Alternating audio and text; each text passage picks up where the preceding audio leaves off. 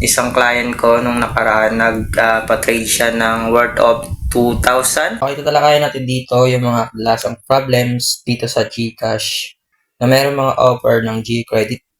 Ayan, ang sabi niya dito ay available naman ang G-Credit worth of 3K sa GCash. Ang kaso, kapag sa payment options, GCash at GGives lang ang lumalabas na payment options. Sinabi niya dito, sa isang account ko, meron daw siyang secondary. Sa secondary niya, wala. Nag-clear na ako ng Kaki.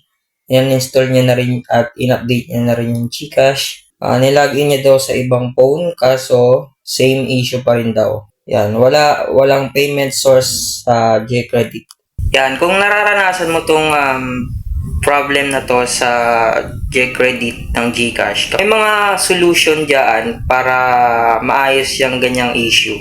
First is, i-contact mo si GCash doon sa mag-submit a ticket ka lang, then sabihin mo lang yung inquiry mo doon, may pipilapan ka lang form, then ilalagay mo lang yung registered email address mo, then yung mobile number, then sa baba mag-take ka ng screenshots na nagpo-prompt ng ganong error. Working naman yung iba, nararanasan nila. Yung kagaya nung nangyari sa akin yung isang client ko nung nakaraan, nagpa-trade siya ng worth of 2,000. Then may pinaward lang akong QR code sa kanya at try ko lang sa kanya i-working sa kanya o hindi. At gumana naman kay ma'am yung method na yun.